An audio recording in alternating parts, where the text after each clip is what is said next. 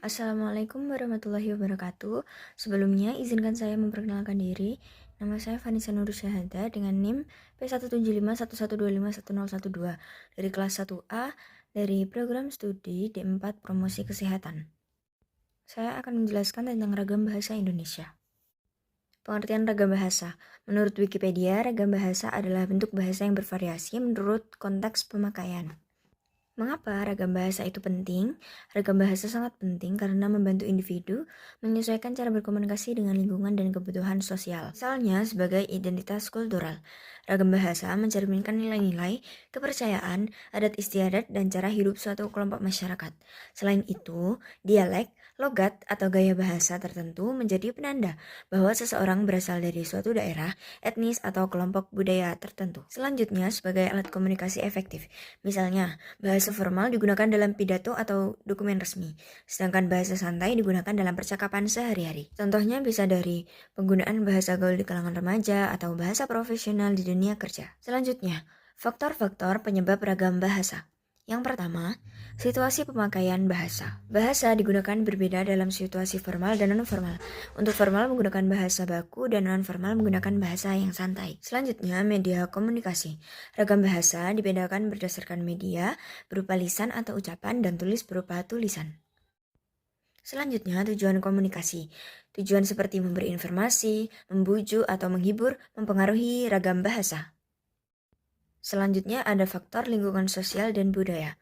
Norma dan kebiasaan budaya lokal juga mempengaruhi ragam bahasa yang digunakan. Selanjutnya, hubungan sosial antar pembicara, misalnya antara guru dan murid, kemudian kepada teman.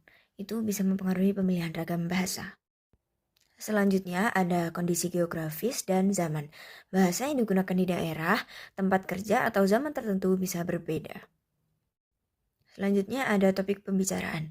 Bahasa ilmiah berbeda dengan bahasa percakapan sehari-hari karena topiknya berbeda. Bahasa ilmiah menggunakan bahasa baku, sedangkan bahasa percakapan sehari-hari tidak menggunakan bahasa baku. Jenis-jenis ragam bahasa. Yang pertama berdasarkan media, yang kedua berdasarkan situasi, yang ketiga berdasarkan bidang penggunaan. Berdasarkan media ada ragam lisan dan ragam tulis. Ragam lisan yaitu bahasa yang diucapkan dan didengar dalam komunikasi langsung atau melalui media suara seperti radio, televisi, dan panggilan telepon. Untuk ragam tulis adalah jenis bahasa yang ditulis seperti buku, artikel, surat, atau media digital lainnya. Untuk perbedaan antara keduanya, ragam lisan, media disampaikan secara langsung atau melalui suara, sedangkan ragam tulis, media disampaikan secara tertulis berupa tulisan tangan, cetak, atau digital. Perbedaan yang kedua, untuk ragam lisan digunakan dalam komunikasi langsung, tatap muka, atau melalui suara. Sedangkan ragam tulis digunakan dalam komunikasi tidak langsung. Selanjutnya, ragam lisan, struktur kalimat tidak selalu lengkap, bisa terputus-putus. Sedangkan ragam tulis kalimat lengkap dan terstruktur. Ragam lisan mengandalkan intonasi, tekanan suara, dan mimik wajah, sedangkan ragam tulis mengandalkan tanda baca dan susunan kata. Ragam lisan digunakan dalam percakapan sehari-hari, diskusi maupun ceramah, sedangkan ragam tulis digunakan dalam surat, artikel, laporan, poster, dan lain-lain. Ragam lisan tidak bisa diulang persis sama setelah diucapkan, sedangkan ragam tulis bisa dibaca ulang dan diedit sebelum disebarkan. Berdasarkan situasi, ada formal dan non-formal. Untuk formal digunakan dalam konteks resmi, akademik, dan pemerintahan, menggunakan bahasa baku atau sesuai dengan ejaan yang disempurnakan atau EYD. Sedangkan non-formal, bahasa yang digunakan adalah bahasa yang digunakan dalam kehidupan sehari-hari, cenderung tidak baku. Contoh kalimatnya, untuk yang formal, saya mengirim laporan kepada atasan, sedangkan yang non-formal, aku ngirim laporan ke bos. Berdasarkan bidang penggunaan, saya mengambil 4 contoh di sini. Yang pertama ada dari ragam bahasa ilmiah, yang kedua ragam bahasa sastra, yang ketiga ragam bahasa hukum, dan yang keempat ragam bahasa iklan. Ragam bahasa ilmiah adalah bahasa yang digunakan dalam dunia akademik dan penelitian. Untuk ciri-cirinya, menggunakan istilah teknis yang spesifik sesuai dengan bidang ilmu. Selanjutnya bersifat objektif dan logis, menghindari penggunaan bahasa emosional atau subjektif. Ini ada contoh ragam bahasa ilmiah. Bahasa yang digunakan dalam puisi, novel, dan cerpen disebut sebagai bahasa sastra. Ciri-ciri ragam bahasa sastra diantaranya mengandung gaya bahasa yang artistik dan ekspresif, bisa menggunakan majas, simbolisme, dan metafora.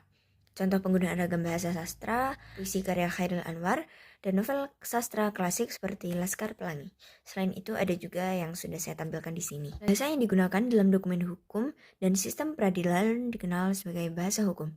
Ciri-cirinya menggunakan istilah hukum yang spesifik, bersifat kaku atau tidak ambigu, dan digunakan dalam peraturan perundang-undangan dan kontrak hukum. Contoh ragam bahasa hukum yaitu terletak pada undang-undang dan peraturan pemerintah, keputusan pengadilan, dan surat perjanjian atau kontrak kerja. Selanjutnya, bahasa yang digunakan dalam promosi produk dan jasa atau ragam bahasa iklan. Ciri-cirinya persuasif dan menarik perhatian, ada menggunakan slogan atau kata-kata kreatif. Contoh ragam bahasa iklan. Apapun makanannya, minumnya teh botol sosro. Kesimpulan, ragam bahasa digunakan sesuai situasi dalam kehidupan. Penggunaan ragam yang tepat membuat komunikasi menjadi efektif dan sesuai tujuan. Sekian dari saya. Apabila ada kurang lebihnya, mohon maaf. Terima kasih. Wassalamualaikum warahmatullahi wabarakatuh.